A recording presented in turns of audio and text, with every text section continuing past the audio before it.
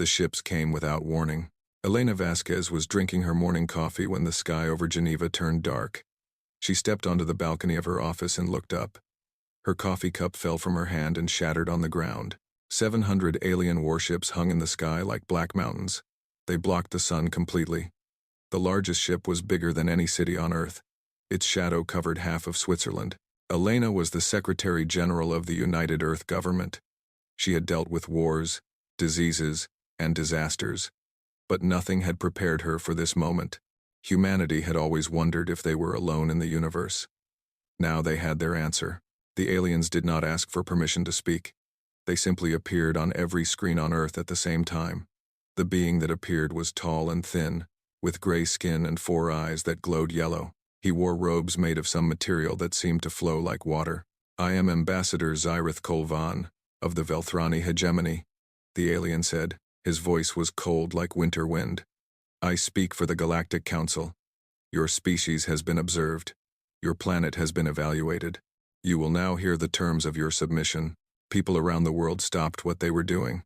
Factories went quiet. Cars pulled over to the side of roads. Billions of humans watched and listened. "The Galactic Council rules this region of space," the ambassador continued. "We have ruled for 10,000 of your years. Every species within our territory pays tribute. Resources, technology, labor. This is not a request. This is the way things are." He paused and let his words sink in. "You have 30 of your solar cycles to prepare your first tribute. We require 1 million metric tons of processed metals. We require 10,000 of your people to serve as workers in our mining colonies. We require full access to your scientific databases." Elena felt her hands shaking. Around her, advisors and officials whispered in panic. Some were crying. One general had his hand on his sidearm. Though what good a pistol would do against 700 warships, no one knew. "If you comply," the ambassador said, "your planet will be allowed to continue. If you resist, you will be subjugated by force. If you flee, you will be hunted. There is no third option. There has never been a third option. You have 30 cycles." The screens went dark. For 3 days, chaos ruled Earth. Some people rioted, some prayed, some tried to flee to bunkers in the mountains. World leaders held emergency meetings that went nowhere. The military commanders admitted the truth that everyone already knew. Humanity's entire space fleet was 42 ships. Most of them were cargo vessels with weapons added on, against 700 alien warships with technology thousands of years more advanced. Earth had no chance. On the 4th day, Elena Vasquez called a meeting of the United Earth Assembly. Every world leader attended, either in person or by video link. The room was filled with despair. Men and women who had led nations sat with their heads down, defeated before any battle had begun. Elena stood at the podium and looked at them all. "I have read the reports," she said. "I know what our military says. I know what our scientists say. I know what everyone says. They say we cannot win. They say we should surrender. They say we should give the aliens what they want and hope they leave us alone." She paused. "I reject this completely." A murmur went through the room. The president of the European Federation raised his hand. "Madam Secretary, with respect, what choice do we have? We cannot fight them. Our weapons are like toys compared to theirs." "Maybe," Elena said. "Or maybe we are looking at this the wrong way." She pressed a button, and a file appeared on every screen in the room. It was marked "Top Secret" in red letters. "For the past 20 years, we have had a secret program. Very few people knew about it. We called it Project Reckoning. It was created after our probes detected signs of alien civilizations in distant star systems. We knew that someday, we might face a threat like this. We began preparing." The room was silent now. Everyone was listening. "We do not have 42 ships," Elena continued. "We have 4,000. They are hidden in the asteroid belt, built in secret over 2 decades. They are not cargo ships with weapons. They are warships, designed from the ground up for one purpose: combat." Gasps filled the room. "Our scientists have been studying alien technology from artifacts we found on Mars and Europa. We could not match their technology, but we found ways to counter it, ways to exploit its weaknesses. Our weapons may be different from theirs, but that does not mean they are worse." General Marcus Stone stood up. He was a tall man with gray hair and a face like carved stone. He had commanded Earth's forces for 15 years. "Madam Secretary speaks the truth," he said. "I have overseen Project Reckoning since its beginning. Our fleet is real. Our weapons work. But more importantly, we have something the aliens do not expect. We have a plan." He walked to the front of the room and brought up a map of the galaxy. "The Galactic Council rules through fear," he said. "They find young species, overwhelm them with superior numbers, and demand tribute. It has worked for 10,000 years because no one has ever said no. No one has ever fought back. They have become lazy. They have become arrogant. They believe their victory is guaranteed before any battle begins." He pointed to Earth on the map. "We will not fight them ship to ship. We will not meet them in open battle. We will smile and nod and pretend to gather their tribute. We will send them ships full of what they think are resources and slaves. But those ships will carry our soldiers, our hackers, our spies. They will spread through the Council's territory like a virus. And when the time is right," Elena said, stepping forward again, "we will strike everywhere at once. Not just here. Everywhere. We will show them that humanity does not kneel. We will show them that the age of empires is over." The room was different now. The despair was gone. In its place was something else. It was small at first, like a spark. But it was growing. Hope. The Chinese president stood up. "What do you need from us?" "Everything," Elena said. "Every nation. Every resource. Every person who is willing to fight. This will not be easy. Many of us will die. But our children will live free. Is that not worth any price?" One by one, the leaders of Earth stood up. They did not argue. They did not debate.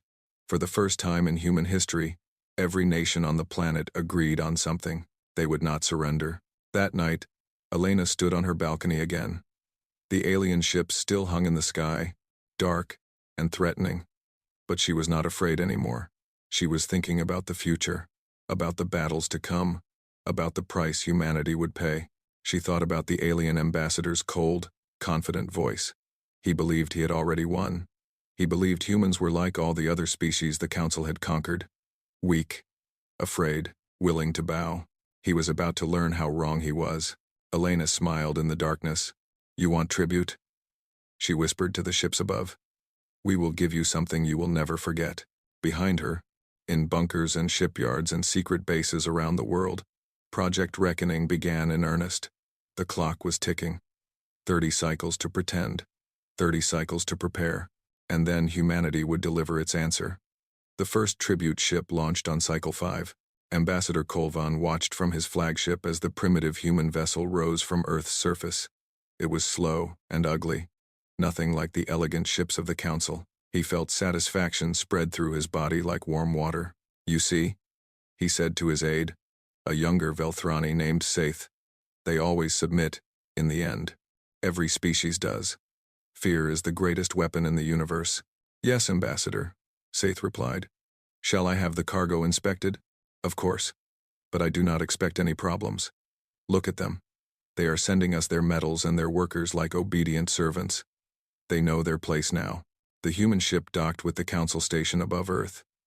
Velthrani soldiers opened the cargo holds and found exactly what they expected. Crates of processed iron and copper. Containers of rare Earth elements. And in the lower holds, 10,000 humans in cryopods, frozen for the long journey to the mining colonies. Kolvan reviewed the report and nodded with satisfaction. Everything was in order. The humans were cooperating perfectly. He did not look closely at the humans in those cryopods. If he had, he might have noticed something strange. They were all young and healthy. They were all in peak physical condition, and hidden beneath their simple worker clothes. Many of them had military tattoos. But Kolvan did not look closely. Why would he? Slaves were slaves. They all looked the same. Over the next 24 cycles, more tribute ships launched from Earth. Each one carried metals and resources. Each one carried humans in cryopods. The Council processed them efficiently and sent them to stations and colonies across their territory. On Earth, Secretary General Vasquez gave speeches about cooperation. She talked about the bright future that awaited humanity. As members of the galactic community, she smiled for the alien cameras and said all the right words. At night, she met with General Stone in underground bunkers that the aliens could not detect. "How many do we have in place?" she asked during one of these meetings. 47,000 soldiers across 32 council systems, Stone replied. They have accessed maintenance systems on every major station. Our hackers have mapped their entire network. We know where every ship is. We know every weakness. And our fleet? Ready. Hidden in the asteroid belt, just as planned.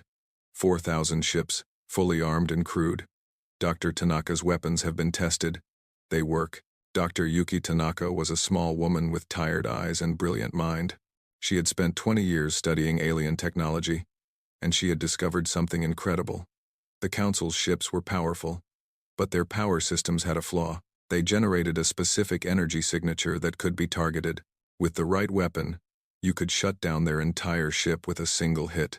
The Council has not changed their technology in 3,000 years, Tanaka explained during one briefing.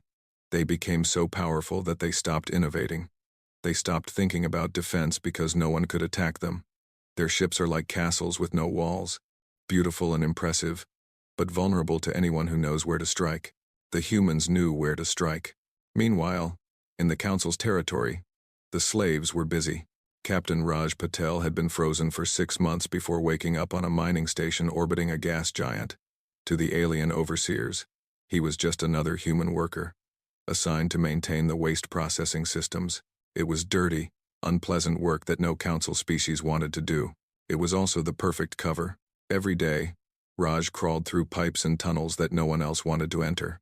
Every night, he planted small devices in critical systems, power junctions, communication relays, life support controls. The devices were no bigger than coins, and they were invisible to Council sensors. Package delivered, he would whisper into his hidden communicator. Section 7, Junction 4. Confirmed. A voice would reply from across the galaxy. Proceed to next target. There were thousands of people like Raj. Engineers who sabotaged ships, hackers who copied secret files, soldiers who mapped guard rotations and identified weak points. They worked slowly and carefully, never drawing attention. The Council never suspected a thing. On Cycle 28, Ambassador Kolvan hosted a celebration on his flagship. The tribute collection was going perfectly. Earth had exceeded its quotas. The humans were proving to be excellent workers, strong and capable. Several Council members had already requested more of them. I will be remembered as the one who brought humanity into the fold, Kolvan said, raising a glass of purple liquid. Another conquest, another tribute world. The Council grows ever stronger. His officers cheered and drank. Far below, on Earth, Elena Vasquez received a message from General Stone. It contained only 2 words. We're ready. She closed her eyes and took a deep breath.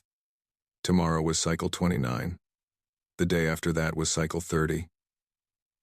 The day the Council expected their final tribute payment, they would get something very different. That night, Elena recorded a message. It was not for the Council. It was for every human on Earth, and for every human soldier hidden across the galaxy. My fellow humans, she said, looking into the camera with steady eyes. For 30 cycles, we have pretended to be slaves. We have bowed our heads and hidden our strength. We have let them believe they had won. This was necessary. This was the plan. But now, the time for pretending is over. She paused. Tomorrow, Ambassador Kolvan will send his final demand.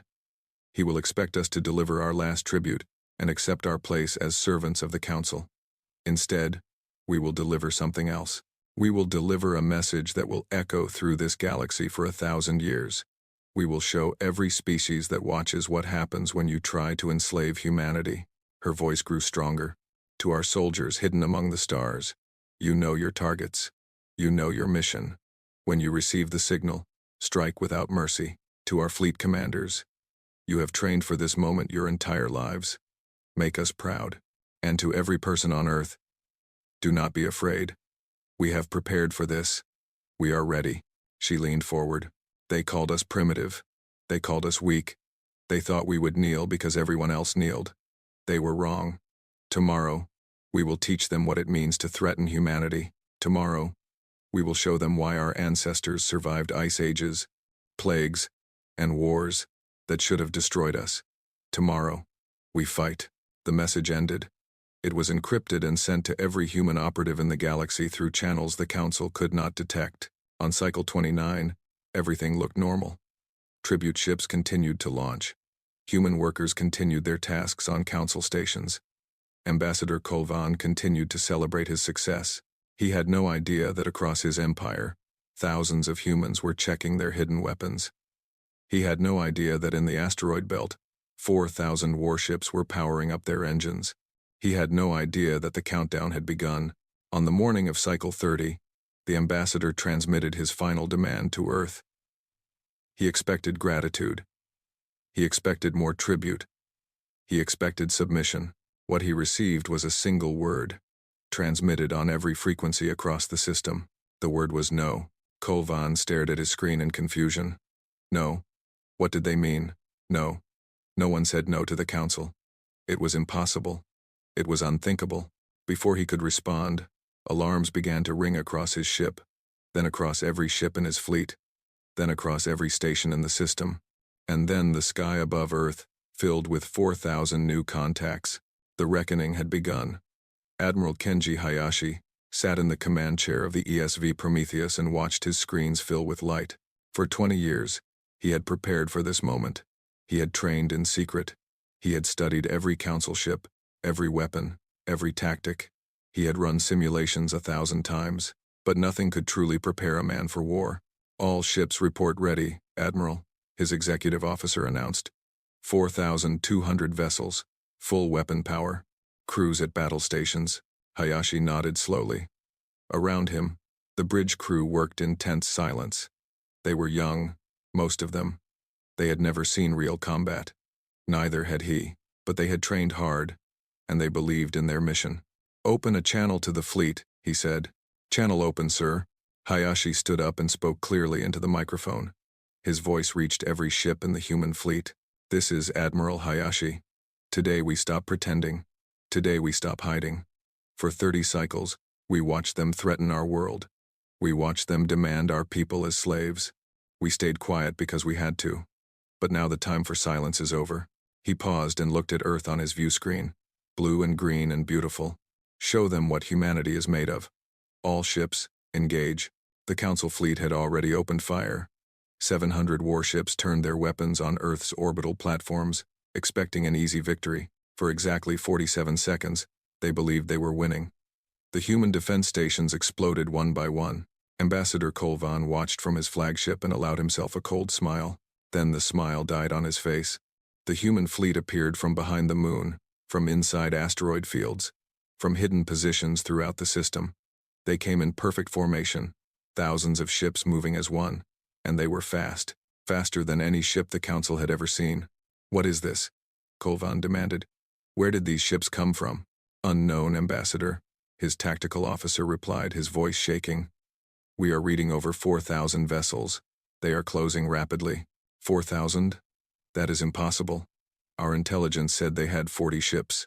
Our intelligence was wrong. Ambassador, the first human weapons hit the Council fleet before they could raise shields. Dr. Tanaka's targeting systems worked perfectly. Each shot found the specific frequency of the Council's power cores. Ships that had conquered worlds for 3,000 years went dark in an instant. Their systems completely dead.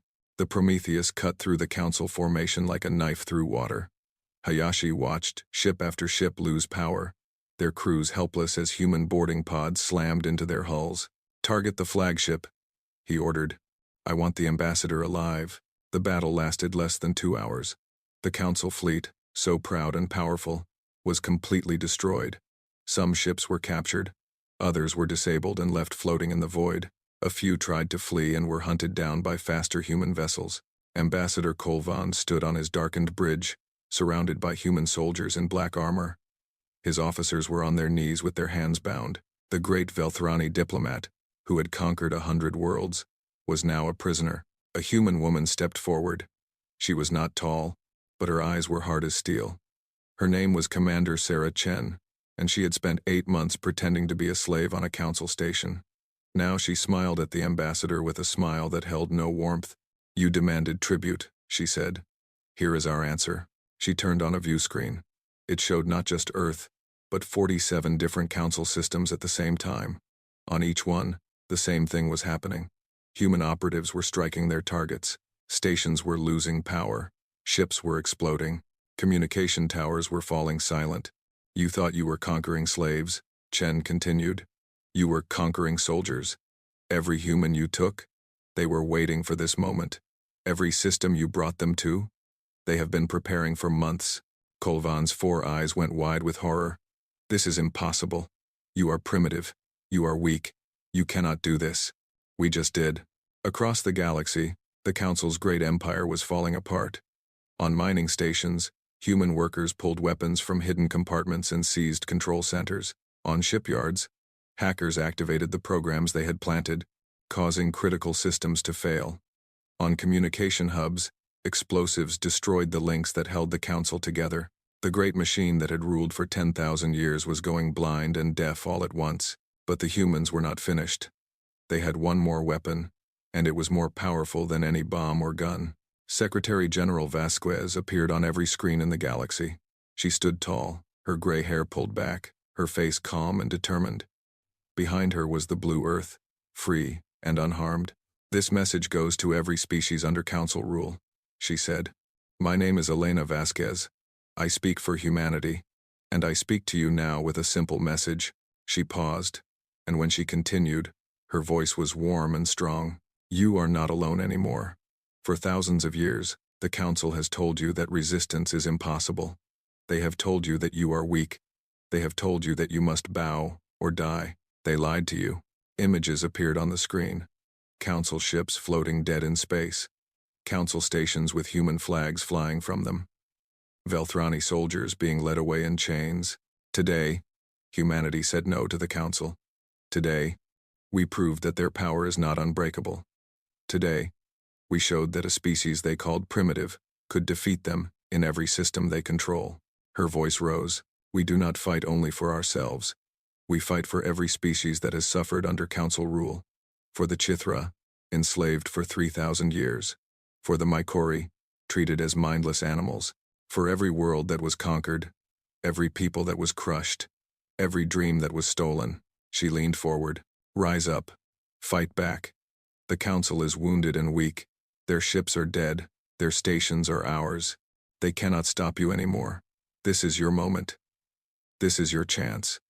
Take back your freedom. Take back your future. We will fight beside you. We will never abandon you. Together, we will end this empire of fear. Forever. The message ended and began to repeat on every frequency in the galaxy. In the prison cells on 100 Council worlds, slaves looked at each other with hope in their eyes for the first time in generations. On occupied planets, rebels who had hidden in shadows for centuries began to emerge. On Council ships, conquered species who served as crew members began to whisper among themselves. The Chithra were first to answer. They were insectoid beings, smart and strong, who had served the Velthrani for 3,000 years. Within hours of Vasquez's message, they had seized the planetary defense grid on Velthron Prime itself, the heart of the enemy empire. The Mycori were next. They were a fungal species, connected by a vast neural network that the Council had never understood. For centuries, they had seemed stupid and obedient. In truth, they had been waiting. Now they struck with perfect coordination, turning the Shethari's own weapons against them on a dozen worlds. Others followed. The Korath collective fractured as the hive mind's control towers were destroyed. The crystalline Shethari found their slaves suddenly armed with weapons that shattered their mineral bodies. Species that had bowed for millennia stood up and fought. Admiral Hayashi watched the reports come in from across the galaxy. Victory after victory. Revolution after revolution. What had started as humanity's fight was becoming something bigger. Something that would change the galaxy forever. He looked at the captured ambassador, still standing in shock on his ruined bridge. You wanted to rule the galaxy through fear, Hayashi said quietly. You forgot that fear can turn into anger, and anger, with the right spark, can become an unstoppable fire. He turned away. The fire is spreading now, and nothing you do will put it out. The High Council of the Galactic Assembly had not felt fear in 3,000 years. They gathered in the Chamber of Stars on Nexus Prime, the ancient throne world at the center of their empire. The chamber was beautiful beyond description, built from crystals that sang when light touched them. For 10,000 years, the most powerful beings in the galaxy, had met here to decide the fate of worlds. Now they met to discuss their survival. Chancellor Vrethal was the oldest Velthrani alive. He had ruled the council for 500 years. His gray skin hung loose on his ancient bones, but his 4 eyes were still sharp. He looked around the chamber at his fellow rulers and saw something he had never seen before. Panic. "This is impossible," hissed Lord Sithrel of the Shethari. His crystalline body pulsed with angry red light. The humans were nothing. A young species. Primitive. "How have they done this? They deceived us," said the voice of the Korath, speaking for the hive mind. "They pretended to submit. They planted their soldiers throughout our systems. We never suspected. We should have destroyed them immediately," Sithrel said. "We should have burned their planet to ash instead of demanding tribute. And now," Chancellor Vrethal spoke for the first time. His voice was quiet, but everyone fell silent to hear him. "What do you suggest we do now, Lord Sithrel? Our fleet above Earth is gone. Our communications are destroyed. Half our stations are in enemy hands, and the subject species are rising everywhere." He waved his thin hand, and images appeared in the air around them. Chithra warriors storming Velthrani command centers, Mycori fungal networks overriding ship controls, a dozen other species, long thought broken, suddenly fighting with weapons and tactics that had come from nowhere. "The humans did not just attack us," Vrethal continued. "They armed our slaves. They gave them weapons, training, and most dangerous of all, they gave them hope." The chamber was silent. "How did we let this happen?" asked Admiral Keth Vorn, commander of the Council fleet. "Our intelligence services are the finest in the galaxy. How did we miss a secret fleet of 4,000 ships?" No one had an answer. On a captured Council station near Earth, General Marcus Stone coordinated the revolution from a command center that had belonged to the enemy just days before. He stood before a holographic map of the galaxy, watching red dots turn green as system after system fell to the uprising. "The 7th sector is secure," reported Colonel James Wright. "Chithra forces have taken complete control. They are requesting human advisors for the next phase. Send them Team Delta," Stone replied. "What about the Shethari homeworld?" "Still fighting. The Mycori need reinforcements. The crystal bastards are putting up stronger resistance than expected." Stone nodded and made a note. For 3 weeks, he had barely slept. There was too much to do. The revolution was growing faster than anyone had predicted, but that brought its own problems. Communication was difficult. Resources were limited. And the Council still had one major advantage: their main fleet. 3,000 warships were stationed at Nexus Prime, protecting the heart of the Empire. They had not engaged in the fighting yet because the High Council could not decide what to do. Should they defend the throne world or try to recapture lost systems? Should they attack Earth or focus on suppressing the slave revolts? Their indecision was humanity's opportunity.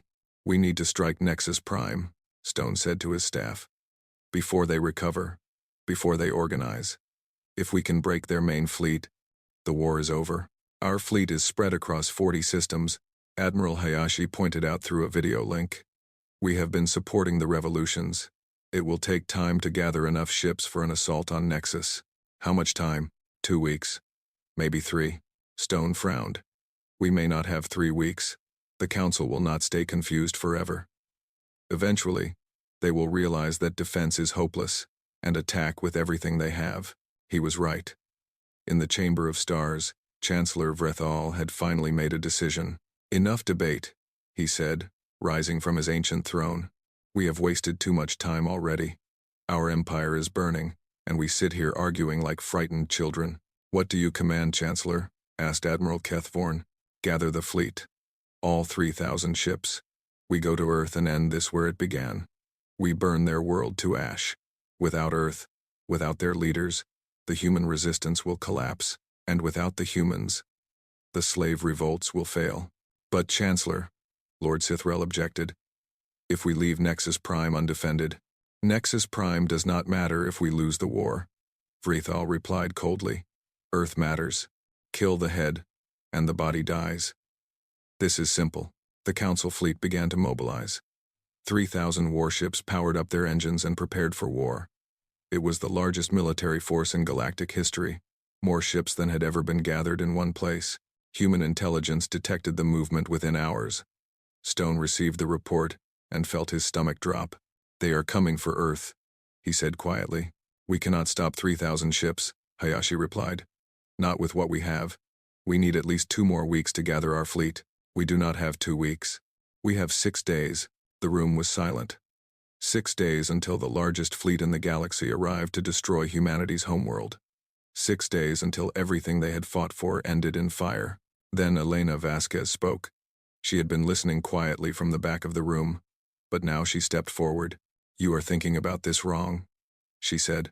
Everyone turned to look at her. The Council is sending their entire fleet to Earth. 3,000 ships. That means Nexus Prime will be almost undefended. Stone's eyes widened.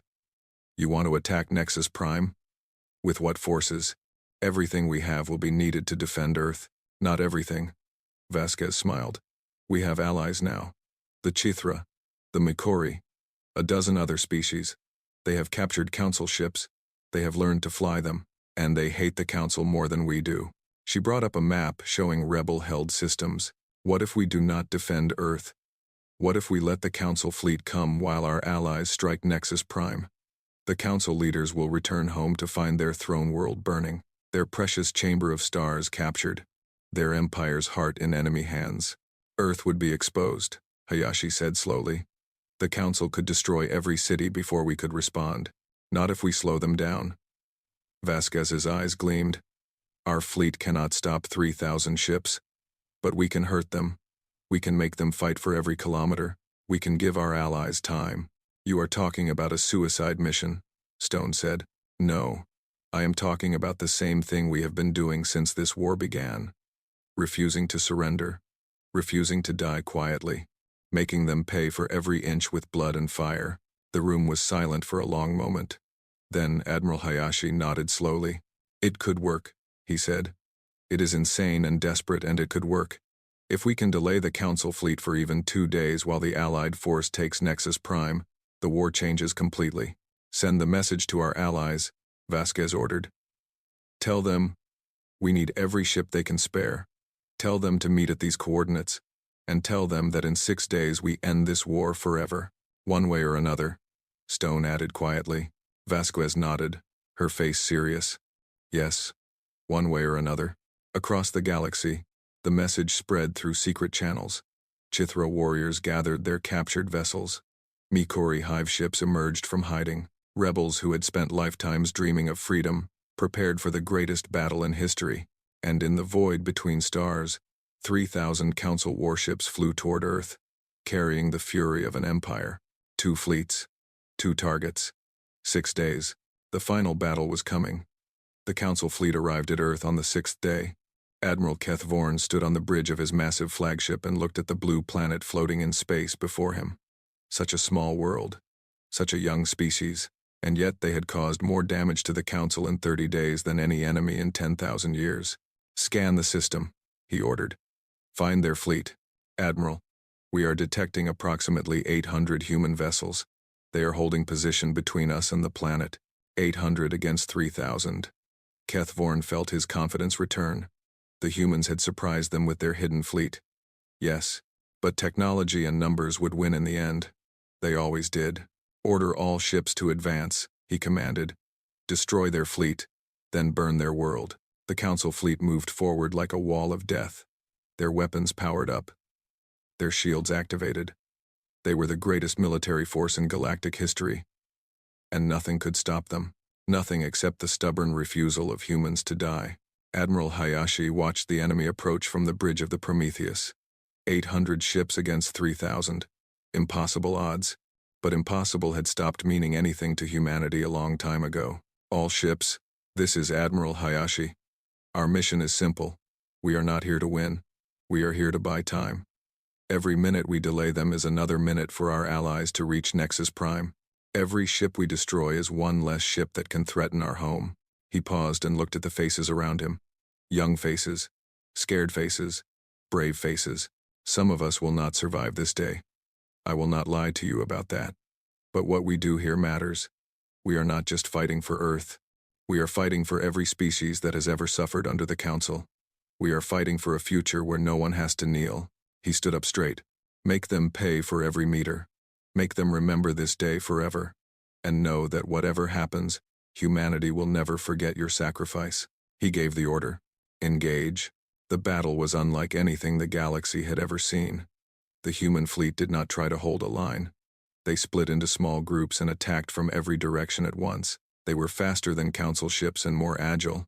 They struck and vanished and struck again, never staying still long enough to be targeted. Dr. Tanaka's weapons proved their worth. Human ships targeted power cores and shield generators with deadly accuracy. Council vessels went dark, their crews helpless. But there were so many of them. For every ship the humans disabled, 10 more took its place. The hours passed. Ships exploded on both sides. The void filled with debris and bodies and the screams of dying vessels. The human fleet shrank from 800 to 500 to 300. Still, they fought on. On the Prometheus, Admiral Hayashi watched his tactical display with exhausted eyes. They had delayed the council for 11 hours. 11 hours of constant battle. 11 hours of blood and fire. Was it enough? Then a message came through from across the galaxy. It was from General Stone, leading the Allied fleet. Hayashi, we did it. Nexus Prime has fallen. The council leaders are captured. The war is over. Hayashi closed his eyes and breathed deeply. They had done it. Against all odds, they had actually done it. He opened a channel to the council flagship. Admiral Kethvorn, this is Admiral Hayashi of the Earth Defense Fleet. Nexus Prime has been captured by Allied forces. Your leaders are in custody. The war is over. Stand down your weapons and surrender. If you do this, your crews will be treated with dignity and honor. If you continue fighting, you will die for nothing. There was a long silence. Then Kethvorn's voice came through, broken and defeated. How? How did you do this? We did not do it alone, Hayashi replied. We had help from every species you ever oppressed, every world you ever conquered, every slave you ever took. They rose up together, and together we defeated you. Another silence. Then, one by one, the council ships began to power down their weapons. The battle was over. 2 weeks later, the first session of the new Galactic Assembly met in the Chamber of Stars on Nexus Prime. The same room where the council had ruled for 10,000 years now hosted something new. Representatives from 300 species, free and equal, gathered to decide the future of the galaxy. Chancellor Vrethal and the other council leaders were brought into the chamber in chains. They were not there to be executed. The new assembly had decided that there would be no revenge. Instead, the former rulers would witness the birth of the world they had never believed possible. Secretary General Elena Vasquez stood at the podium. Her hair was gray now, and there were new lines on her face. The past months had aged her, but her eyes still burned with the same fire that had started a revolution. Distinguished representatives, she began, looking around at the gathered beings. Insectoid Chithra, fungal Mikori, crystalline Shethari, who had chosen freedom over their former masters, and humans, sitting among them as equals. A few months ago, the council came to Earth and demanded tribute. They told us to kneel or be destroyed. They believed they had the right to rule because they had always ruled. They were wrong. Duthin maybe Fraz, she gestured at the former council leaders. They called us primitives. They thought our youth made us weak. But youth means we had not learned to accept defeat. Youth means we still believed that the universe could be better. Youth means we were too stubborn to surrender when every logical mind said we should. A murmur of agreement went through the chamber. This assembly is not here to create a new empire. We are not here to replace one set of rulers with another. We are here to build something that has never existed before. A galaxy where every species has a voice, where every world decides its own future, where no one ever has to kneel again. She looked directly at Vrethal. The age of empires is over. The age of tribute is over. The age of fear is over. Today, we begin something new. Today, every being in this galaxy wakes up free. The chamber erupted in applause. It was a sound that had never been heard in this room. For 10,000 years, only silence and obedience had existed here. Now there was hope. Later that day, Elena stood alone on a balcony overlooking the vast city of Nexus Prime. The sun was setting, painting the sky in shades of purple and gold. She felt more tired than she had ever felt in her life.